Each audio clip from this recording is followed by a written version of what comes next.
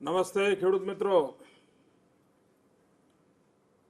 આજ સવારથી તમારા ગામમાં આસપાસના ગામના બધા પશુઓની વણઝાર લાગી હશે। સરકારી તંત્ર આખે આખું જાણે ગામ ભરાઈ ગયું હશે। ગાડીઓની દોડાદોડ હશે, ધૂળની ડમરીઓ ઉડતી હશે। સ્વાભાવિક રીતે જાણે ગામમાં ઉમંગનું વાતાવરણ હશે। કૃષિ મહોત્સવને માટે ગુજરાતભરમાં જે જાગૃત ખેડૂતો છે એ જાગૃત ખેડૂતોના મનમાં એક નવો વિશ્વાસ પેદા થયો છે, એક નવી આશા બંધાણી છે। અને જે આખી બંધિયાર વ્યવસ્થા હતી એક મર્યાદાઓ આવી ગઈ હતી અને લગભગ માની લીધું હતું ભાઈ હવે ખેતી છે, ઠીક છે, આટલું કમાણા, વરસાદ આવ્યો તો સારું, પાણી મળ્યું તો સારું। એક જમાનો હતો જ્યારે ઉત્તમ ખેતી ગણાતી હતી। ધીરે ધીરે સમાજની સ્થિતિ કેવી થઈ કે કુટુંબમાં 3 છોકરા હોય તો ખેડૂત હવે વિચાર શું કરે કે ભાઈ જે સમજદાર છે, કામ કરી શકે એવો છે, એને શહેરમાં કંઈક ધંધા રોજગાર માટે મોકલો। એનાથી સહેજ ઓછો સમજદાર હોય તો વિચાર કરે કે એને ક્યાંક નોકરી મળી જાય સારી, એનું પેટીયું રળાશે। અને સાવ બીજે ક્યાંય ચાલે એવો ના હોય એટલે પછી વિચાર કરે કે ભાઈ હવે કાંઈ નથી, ચલો બાપ દાદાની જમીન છે, ખેતી ખેડી ખાશે અને ગુજરાન ચલાવશે। ગયા 50 વર્ષમાં ખેતી પ્રત્યે આટલી બધી ઉપાક્ષા કુટુંબમાં પણ આવી ગઈ હતી। ઘરમાં ઓછામાં ઓછું, નબળામાં નબળું કામ કોઈને આપવાનું હોય તો ખેતીનું આપે। એ આખી સ્થિતિ બદલવાનું આપણે બીડું ઉઠાવ્યું છે। અને મારે આનંદ સાથે કહેવું છે કે આજે ગુજરાતની અંદર 30-35 વર્ષના જવાનિયાઓ શહેરનો મોર છોડીને ગામડા તરફ વળી રહ્યા છે, ખેતી તરફ વળી રહ્યા છે, આધુનિક ખેતી તરફ વળી રહ્યા છે। અરે ખેતું જ નહીં, આજકાલ તો જિલ્લે જિલ્લે ભણેલા ગણેલા છોકરાઓ તબેલા કરવા માંડે છે। પશુપાલન અને દૂધનો ઉદ્યોગ, આટલું બધી ડેરીઓનું નેટવર્ક હોવા છતાંય ખાનગી ધોરણે 1-2 લોકો તો વિદેશમાં ભણીને આવ્યા અને જવાનિયાઓએ આ ક્ષેત્રમાં કામગીરી શરૂ કરી છે। તો જેમ ખેતીનું મહાત્મ્ય વધતું જાય છે એ જ રીતે તબેલા કરવા, પશુપાલનની ચિંતા કરવી એનું પણ ધ્યાન કેન્દ્રિત થયું છે। અને આપણો સ્પષ્ટ મત છે કે ગુજરાત, જેની પાસે 12 માસ નદીઓ નથી, જેને વરસાદ ઉપર આધારિત રહેવું પડે છે, એ ખેડૂતનું આખું અર્થતંત્ર તો જ મજબૂત બને, તો જ સ્થિર બને જો ખેડૂત એની આખી પ્રવૃત્તિને 3 ભાગમાં વહેંચે। એક ભાગ પરંપરાગત જમીન પર જે ખેતી કરે છે તે, બીજો ભાગ એ પશુપાલન પર ધ્યાન કેન્દ્રિત કરે તો, અને ત્રીજું જો શક્ય હોય તો આ શેઢા અને વાડો કરીને બધી જમીન જે આપણે બગાડી છે ત્યાં આગળ જો વૃક્ષોની ખેતી કરવામાં આવે તો 5 વર્ષે 25 વર્ષે જ્યારે કુટુંબને જરૂર પડે એ વૃક્ષ વેચીને આવક કરી શકાય। અને ફળાવ ઝાડ હોય તો 2-4 વર્ષની અંદર હવે કમાણી થઈ જાય છે। પશુપાલનને કારણે ભયંકરમાં ભયંકર દુષ્કાળ હોય તો પણ આપણું ગામડું બચી ગયું છે, આપણો ખેડૂત બચી ગયો છે। દૂધના ઉત્પાદનમાં એની આજીવિકા ચાલી ગઈ છે। અને તેથી જ ગુજરાત માટે જેટલું મહત્વ ખેતીનું છે એટલું જ મહત્વ પશુપાલનનું છે। આ વખતે આપણે કૃષિ મહોત્સવની જોડે પશુ આરોગ્ય મેળાને પણ જોડ્યા છે। આમ તો ગયા 7-8 વર્ષથી આપણે લગાતાર પશુ આરોગ્ય મેળા કરી રહ્યા છીએ। દર વર્ષે 2,500 થી 3,000 જેટલા પશુ આરોગ્ય મેળા કરીએ છીએ. બે ચાર ગામની વચ્ચે એક પશુ આરોગ્ય મેળો કરીએ, સરકાર આખી પહોંચી જાય અને પશુની કાળજી લે. અત્યાર સુધીમાં 25,000 કરતા વધારે પશુ આરોગ્ય મેળા ગુજરાતમાં કર્યા છે. ભાઈઓ બહેનો, મારા ભાષણમાં હું કાયમ બોલું છું, 6 કરોડ ગુજરાતીઓ, 6 કરોડ ગુજરાતીઓ.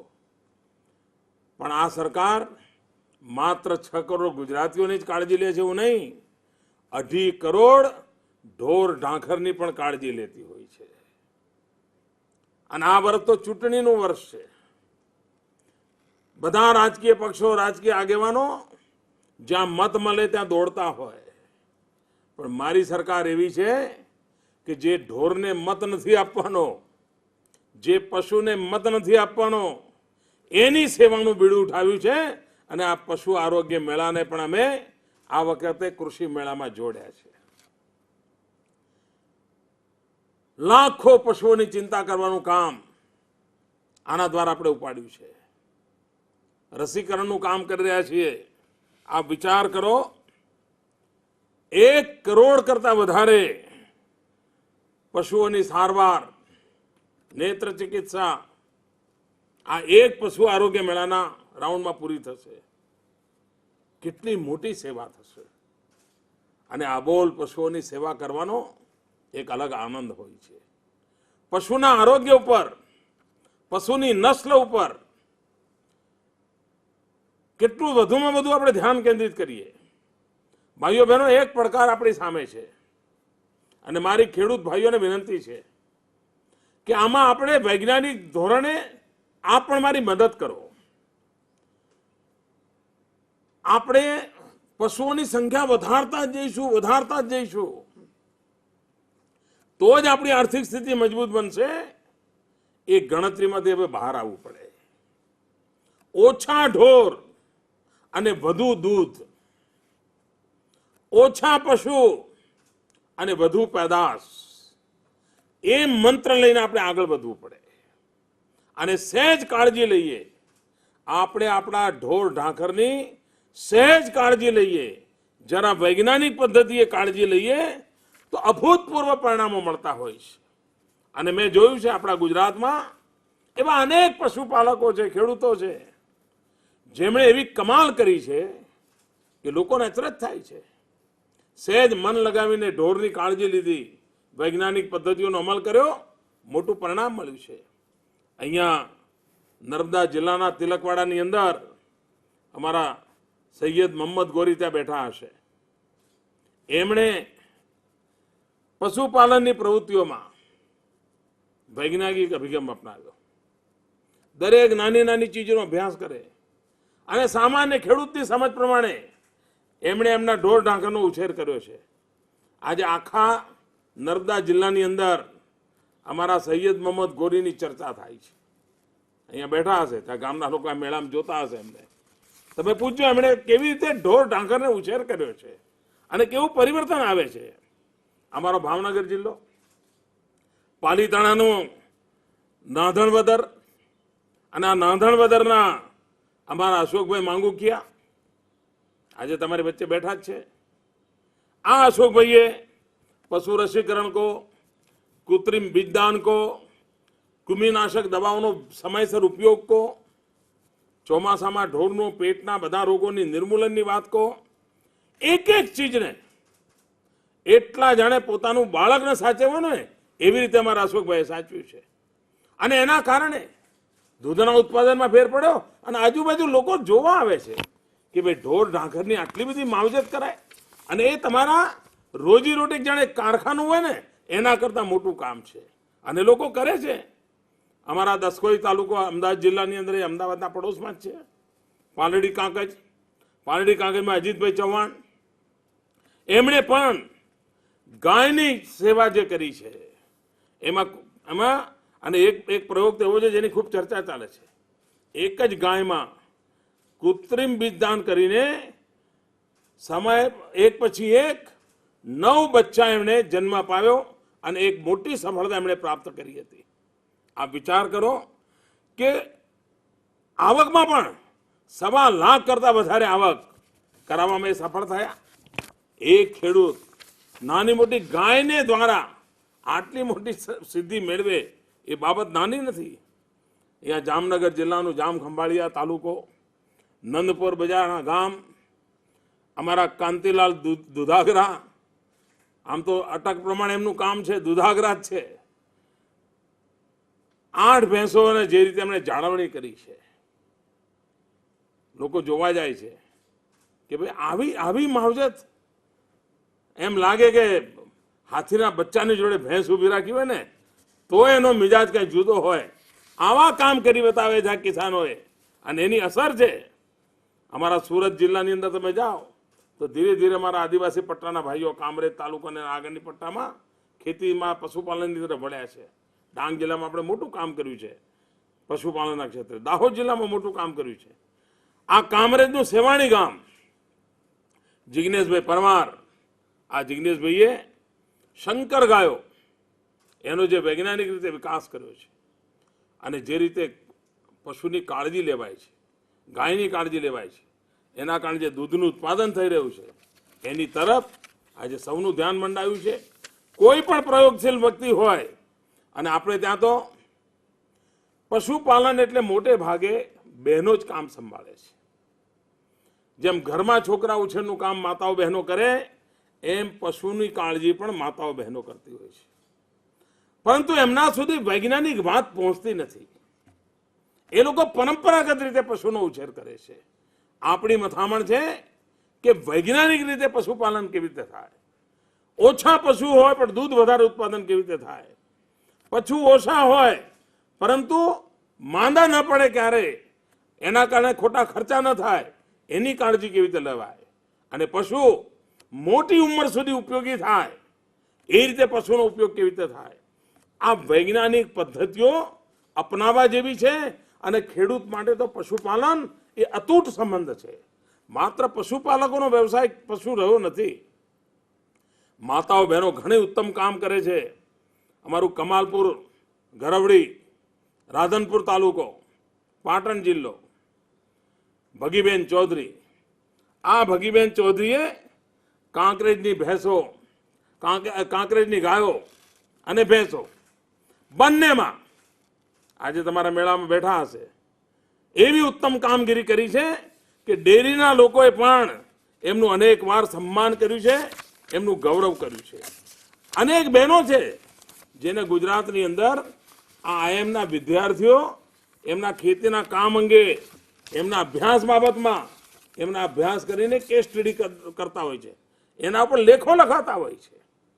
અને ગુજરાતના ડેરી ઉદ્યોગ બાબતમાં કોઓપરેટિવનું માળખું તો આપણું સારું છે, એની સાથે ડેરી ઉદ્યોગનું માળખું. પણ આ બધા કરતા મહત્વની બાબત આ છે કે તમારા ઘરમાં તમારા ત્યાં પશુ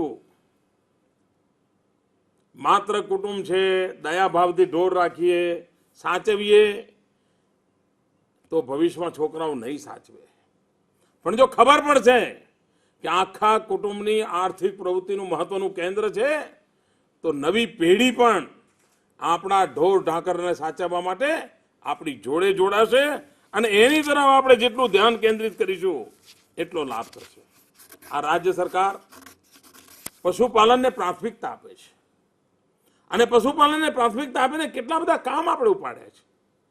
આપણી 4 કૃષિ યુનિવર્સિટીઓમાં એમાં તો એની ચિંતા કરીએ છીએ, પણ હવે એક નવી અલગ કામધેનુ યુનિવર્સિટી બનાવી રહ્યા છે, જેથી કરીને ખૂબ મોટી સંખ્યામાં વેટરનરી ડોક્ટરો તૈયાર થાય. પશુપાલન ક્ષેત્રે કામ કરવા માટે જે માનવબળ જોઈએ એ માનવબળ તૈયાર થાય.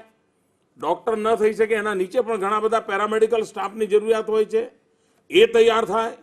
ગામો ગામ આ યુનિવર્સિટી દ્વારા એવા વર્કરો તૈયાર થાય કે જે પશુપાલનની અંદર વૈજ્ઞાનિક ઢબે લોકોને કાળજી લેતા કરે. તો માનવ સંસાધન વિકાસ, હ્યુમન રિસોર્સ ડેવલપમેન્ટ, પશુઓના આરોગ્યના ક્ષેત્રમાં, પશુઓના પાલનના બાબતના ક્ષેત્રમાં, પશુઓની કાળજી લેવાના બાબતમાં, પશુઓના દાણ બાબતમાં, પશુઓના ઘાસ બાબતમાં વૈજ્ઞાનિકો સંશોધનો જરૂરી હોય છે. અને વૈજ્ઞાનિક સંશોધનો કરવા માટે ગુજરાતે અલગ પશુપાલકોના લાભાર્થે કામધેનુ યુનિવર્સિટી બનાવવાની તજવીજ હાથ ધરી છે અને કામ તેજ ગતિથી આગળ ચાલી રહ્યું છે. નાના નાના કોર્સિસ ઉભા કરવા છે અને નાના કોર્સિસ દ્વારા પણ પશુપાલનને એક વૈજ્ઞાનિક ઢબે આગળ વધારવું, એના માટે આપણે કામ કરવા માંગીએ છીએ. એની સાથે સાથે પશુપાલકોને ખૂબ મોટા પાયે આપણે આર્થિક મદદ કરીએ છીએ અને ભાઈઓ બહેનો, આ વર્ષે તો બજેટમાં પણ મોટી જોગવાઈ કરી છે. કોઈ પણ પશુપાલક એને પશુ ખરીદવું હોય, ગાય ખરીદવી હોય, ભેંસ ખરીદવી હોય, તો એને વ્યાજનું ભારણ ન પડે અને વ્યાજમાં રાહત મળે, એ માટે થઈને રાજ્ય સરકારે પશુપાલકો માટે યોજના બનાવી છે. ભૂતકાળની અંદર આ કામ માટે માત્ર 50 લાખ રૂપિયા પણ નહોતા. આ સરકારે 10 કરોડ રૂપિયાની માતબર રકમ પશુપાલકોને પશુ દૂધ ખરીદે અને વ્યાજનું ભારણ ઘટાડવા માટે મદદરૂપ થવાના કામ માટે આ સરકારે ઉપાડ્યું છે. 50,000 કરતાં વધારે પશુપાલકોને આનો આપણે લાભ આપી શકીશું. અને એકવાર આ પશુપાલકના ઘરની અંદર એક સરસ મજાનું પશુ આવી જાય ને અને એની કાળજી લે, એટલે ઘરમાંથી ગરીબી આપોઆપ ઊભી પૂછડીએ ભાગે. કારણ કે આપણે ત્યાં દૂધ લેવાનું સરસ મજાનું તંત્ર ગોઠવાઈ ગયું છે. આપણા કચ્છ અને સૌરાષ્ટ્રમાં ડેરીઓને તાળા મારી દીધા હતા, આખી દુકાન જ બંધ થઈ ગઈ હતી અને એના કારણે પશુપાલકને દૂધના ભાવ નહોતા મળતા. એટલે એને થતું હતું ભાઈ આને બધું રાખીને શું કરવાનું, એટલી બધી પરોજણ કરીએ અને હાથ પડે 25 રૂપિયા ન મળતા શું કરવા કરે. પણ હવે ડેરીઓ ચાલુ કરી દીધી અને કચ્છ કાઠિયાવાડની બધી ડેરીઓ જીવંત કરવાનું કામ, એક ભગીરથ કામ આપણે પૂરું કરી દીધું અને એના કારણે આજે દૂધના ઉત્પાદનમાં ફેર પડ્યો છે, દૂધ ડેરીમાં ભરવામાં ફેર પડ્યો છે, ઠેર ઠેર ચિલિંગ સ્ટેશનો બન્યા છે, લોકોને રોજીરોટી મળવા માંડી છે અને ખેડૂતના ઘરમાં એકલા કચ્છ કાઠિયાવાડની અંદર ભૂતકાળમાં લાખો રૂપિયા દૂધના નહોતા આવતા, આજે કરોડો રૂપિયા આવતા થઈ ગયા છે. અને મોટું પરિવર્તન આ પશુઓની કાળજી લેવાના કારણે આવ્યું છે. આ સરકારે એટલું જ નહીં, 350 કરોડ રૂપિયાનું બજેટ, આપ કલ્પના કરી શકો છો, 350 કરોડ રૂપિયાનું બજેટ માત્ર ને માત્ર પશુઓના આરોગ્ય માટે ખર્ચવા માટે ફાળવ્યું છે. ગુજરાતના 2.5 કરોડ પશુ, એનું સ્વાસ્થ્ય ઉત્તમ રહે, એના વૈજ્ઞાનિક સુધાર માટે જે આરોગ્ય બાબતોની કાળજી લેવાની હોય, વીર્યદાન માટે, બીજદાન માટે કાળજી લેવાની હોય, આવી ઝીણી ઝીણી બાબતો, પશુ માટેના દવાખાના, ગુજરાતની અંદર આ વખતે મોટા પાયા પર પશુઓ માટેના દવાખાનાના નિર્માણનું કામ આપણે ઉપાડ્યું છે અને ગુજરાતની અંદર 57 જેટલા નવા પશુ મોબાઈલ હોસ્પિટલ આપણે ઊભી કરી રહ્યા છે. જેમ 108 સામાન્ય માનવીની સેવામાં કામ આવે છે, એમ 57 જેટલા, એક એક જિલ્લામાં 2-3 એવા ફરતા પશુ દવાખાના, જેથી કરીને ક્યાંય પણ, કારણ પશુને લઈ જવું અઘરું હોય છે, મુશ્કેલ કામ હોય છે, ડોક્ટર પશુ સુધી પહોંચે અને પૂરી બધી સાધન સામગ્રી સાથે પહોંચે, પશુની જિંદગી બચાવી શકાય, એના માટેનું આ ખર્ચું કર્યું છે. ઉત્તમ પશુની ઓલાદ ઊભી કરવી એ બહુ જ સમાજની બધાની સંયુક્ત જવાબદારી છે. વૈજ્ઞાનિકો હોય, સરકાર હોય, સમાજ હોય, સાથે મળીને, અને એના માટેની વૈજ્ઞાનિક પદ્ધતિઓ છે, ફૂલપ્રૂફ પદ્ધતિઓ ઊભી થઈ છે. 80 જેટલા કૃત્રિમ બીજદાન કેન્દ્રો આપણે ઊભા કરી રહ્યા છીએ, જેથી કરીને ઉત્તમ ઓલાદના પશુના ઉત્પાદન માટે થઈને પણ આપણે સારું કામ કરી શકીએ.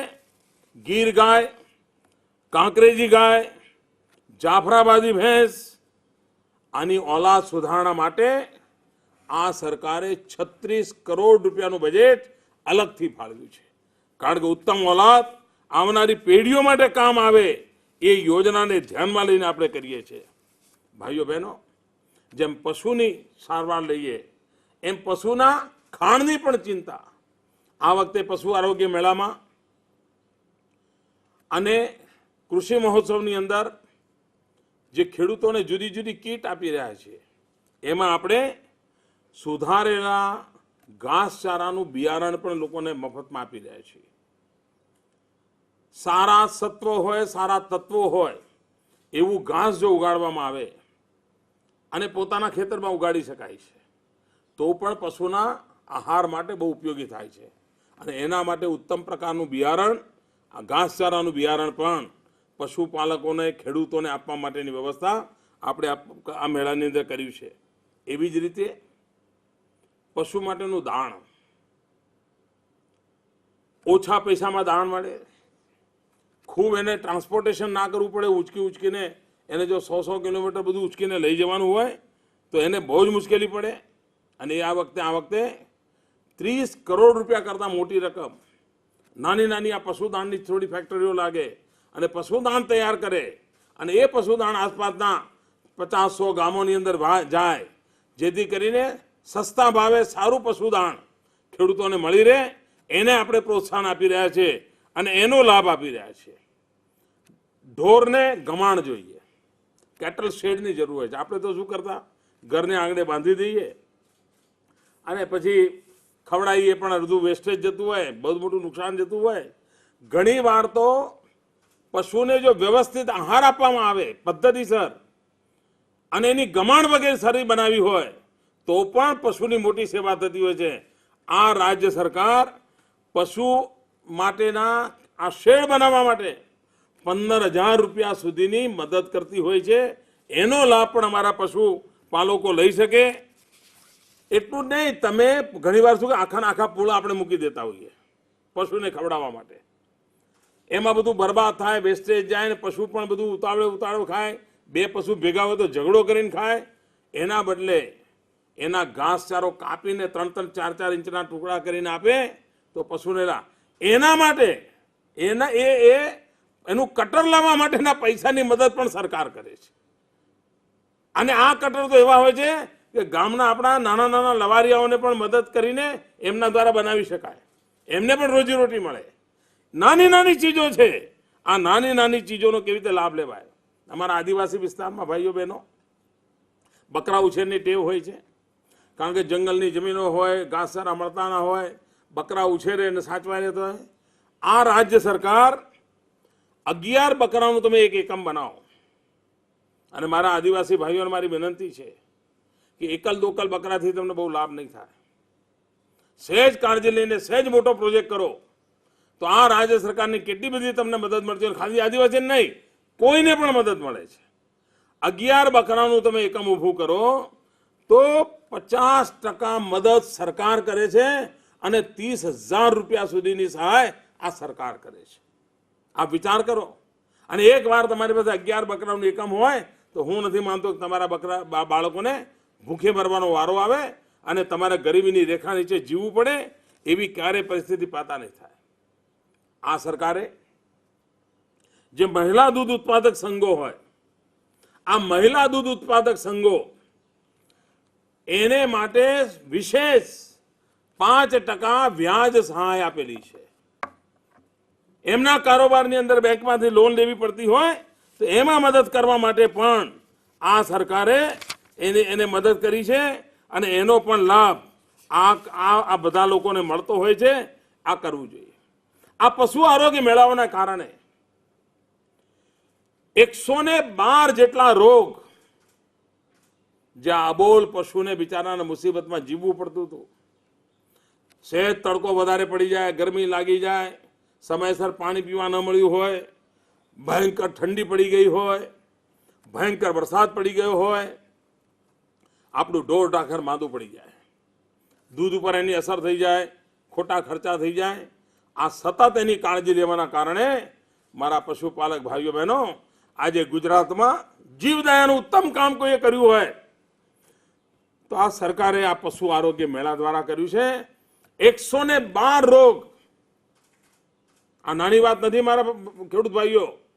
112 રોગ સદંતર ગુજરાતમાંથી દેશવટો થઈ ગયો. અને આજે કોઈ પણ વરસાદની હેલી હોય, ગમે તેવી આવી કાદવમાં કદાચ પશુએ સમય કાઢ્યો હોય તો પણ આવા નાના રોગ જે થતા હતા, 112 રોગ ગયા. એના કારણે પશુના આરોગ્યમાં મોટો સુધારો થયો છે.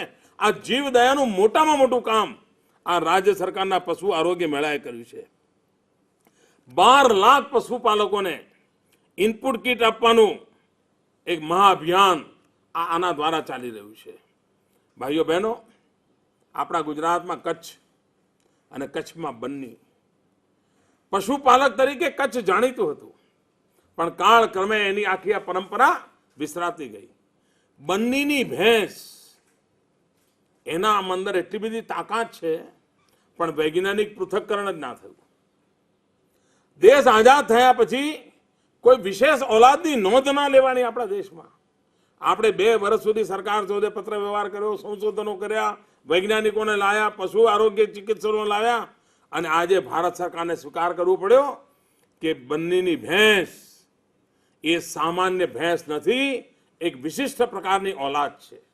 અને વિશિષ્ટ પ્રકારની ઓલાદ હોવાનું કારણ છે, કચ્છના રણમાં 50-50, 52-52 ડિગ્રીનું ગરમી પડતી હોય, અને શિયાળામાં -3 ડિગ્રી ઠંડી પડતી હોય. આટલી ભયંકર ગરમી વચ્ચે પણ આ બંનેની ભેંસ એટલું જ દૂધ આપે, અને ભયંકર ઠંડી વચ્ચે પણ એટલું જ દૂધ આપે. ઈશ્વરે કઈ કરામત મૂકી હશે આ બંનેની ભેંસમાં, અને એની તરફ આપણું ધ્યાન ગયું અને દુનિયાનું ધ્યાન આકર્ષિત કર્યું. અને ભાઈઓ બહેનો, એનું આજે પરિણામ શું છે?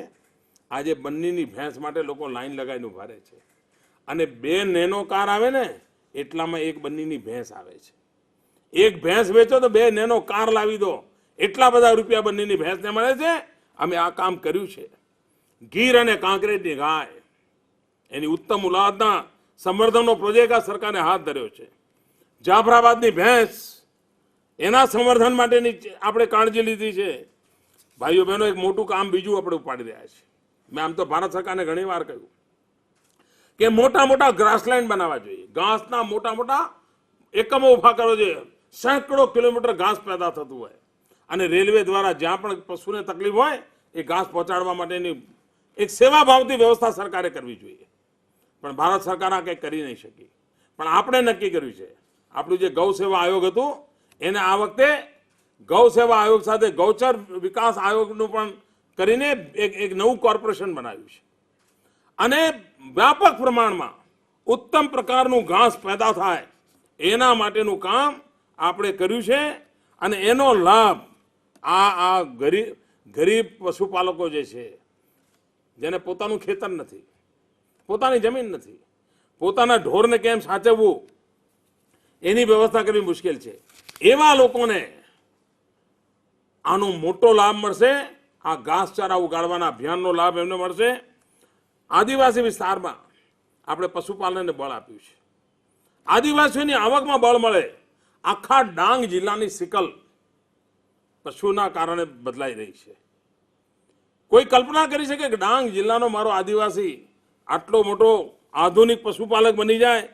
અને આજે મારા આદિવાસીની આવક જે પશુપાલનમાં આવ્યા છે એની આવક લગભગ બમણી થવા ગયેલી છે.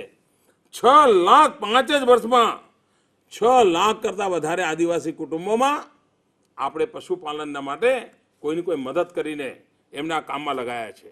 ભાઈઓ બહેનો, આ નિરંતર કાળજીનું પરિણામ એ આવ્યું છે કે આજે ગુજરાતની અંદર દૂધના ઉત્પાદનમાં 68% વધારો થયો છે.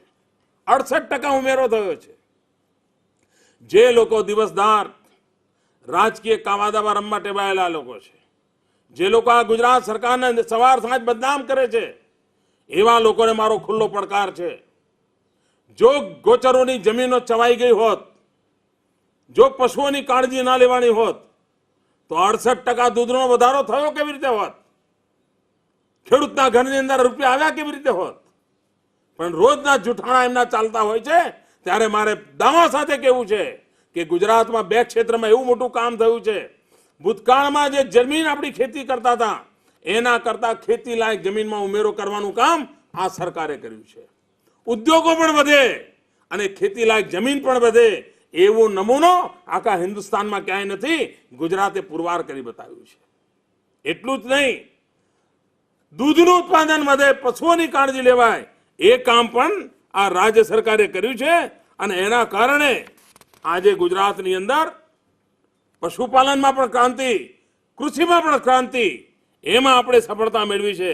ભાઈઓ બહેનો, અનેક ક્ષેત્રો એવા છે કે જેમાં ગુજરાતે નામના કમાણી છે.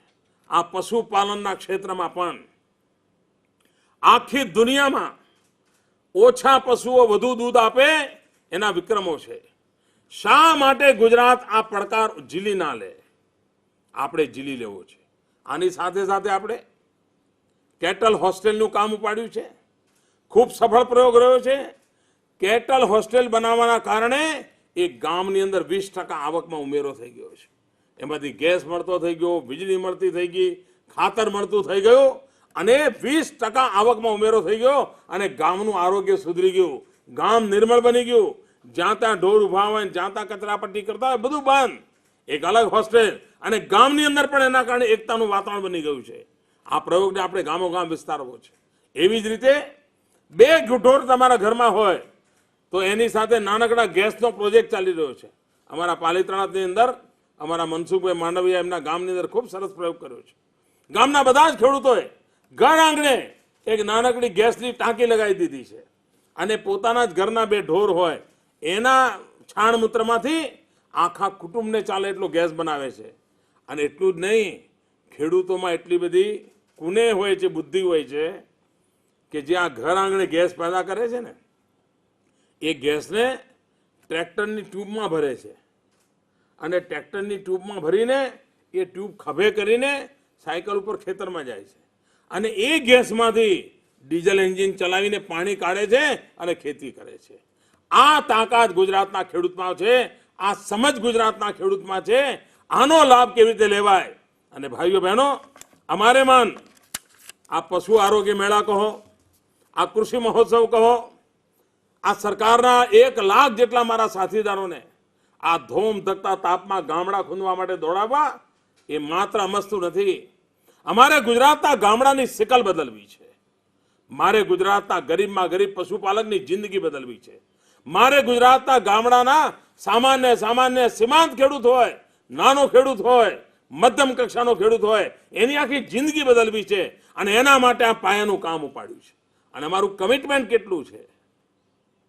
આજે મારા બધા મંત્રીઓ, મારા ધારાસભ્યો, અમારા જિલ્લા પંચાયતના પ્રમુખો, અમારા તાલુકા પંચાયતના પ્રમુખો, અમારા જિલ્લા પંચાયત તાલુકા પંચાયતના સભ્યો, આ બધા આપના ઢોરની ચિંતા કરવા માટે આપની પડખે ઊભા છે. આપની ખેતીમાં સુધારો થાય એના માટે બેઠા છે. અને કમિટમેન્ટ કેટલું? અમારા ભૂતપૂર્વ કૃષિ મંત્રી શ્રીમાન ભૂપેન્દ્રસિંહ ચુડાસમા, આજે એમનો જન્મદિવસ, હું એમને અહીંથી અભિનંદન આપું છું. પરંતુ એ જન્મદિવસ મનાવવાના બદલે ધોળકા તાલુકાના વેજલકા ગામમાં અત્યારે બેઠા છે. શેના માટે? ઢોરની ચિંતા કરવા માટે, ખેડૂતની ચિંતા કરવા માટે, ખેતીની ચિંતા કરવા માટે. આ અમારું કમિટમેન્ટ છે. આ રાજકીય કાવા દાવાનો કાર્યક્રમ નથી. અને જો રાજકીય કાવા દાવાના કાર્યક્રમો કરવાના તો ચૂંટણીના વર્ષમાં 2.5 કરોડ ઢોરોની ચિંતા કરવા કોઈ ન નીકળે, મતપેટીઓ ભરવા માટે આંટા મારતા હોય. ભાઈઓ બહેનો, આપણે ગુજરાતના વિકાસ સિવાય આપણો કોઈ મંત્ર નથી. ગુજરાતનું ગામડું સમૃદ્ધ કરવું છે, ગુજરાતનો ખેડૂત સમૃદ્ધ કરવો છે, ગુજરાતની ખેતી સમૃદ્ધ કરવી છે. મારી ખેડૂત માતાઓ બહેનો એમને પશુપાલનના ક્ષેત્રની અંદર એ મહેનત કરે એના કરતાં વધારે મળતર મળે એના માટેની ચિંતા કરવી છે. અને મારી સૌને વિનંતી છે કે માત્ર આપણા ઢોરને માંદગી દૂર કરવા માટે પશુપાલન આ આરોગ્યનો ઉપયોગ ન કરતા વૈજ્ઞાનિક રીતે પશુ ઉછેરનું કંઈ શીખીને જજો. અને વૈજ્ઞાનિક રીતે પશુ ઉછેરનું શીખીને જશો ને તો ખૂબ મોટા લાભ થવાના છે અને એની કાળજી લેવી જોઈએ. ઘણીવાર પશુની કાળજી લેવામાં જે નાના તાજા જન્મેલા પશુ હોય છે ને એના તરફ આપણી ઉદાસીનતા હોય છે. આ ન થવું જોઈએ. એ જ ભવિષ્યમાં આપણને દૂધ આપવાના છે, એની બચપણથી જ કાળજી લેવાવી જોઈએ. એ જ રીતે જે ઘરડા ઢોર ઢાંકર થયા છે એના પ્રત્યે પણ ઉદાસીનતા હોય છે. ભાઈઓ બહેનો, ઉદાસીનતા ન જોઈએ. તમે ઈડર જાઓ તો ઈડરની અંદર એક ગૌશાળા, આ બધા વસૂકી ગયેલી ગાયો, ઢોરો, એક ઢોર વર્ષે 40,000 રૂપિયાની કમાણી આપે છે. ખાતર અને ગેસમાંથી આ થઈ શકતું હોય છે. આપણે એનો લાભ લેવો જોઈએ, આપણે એની ચિંતા કરવી જોઈએ. એ જ રીતે જેમ મનુષ્યના આહારની કાળજી લેવાની હોય છે એમ પશુના પણ આહારની કાળજી લો.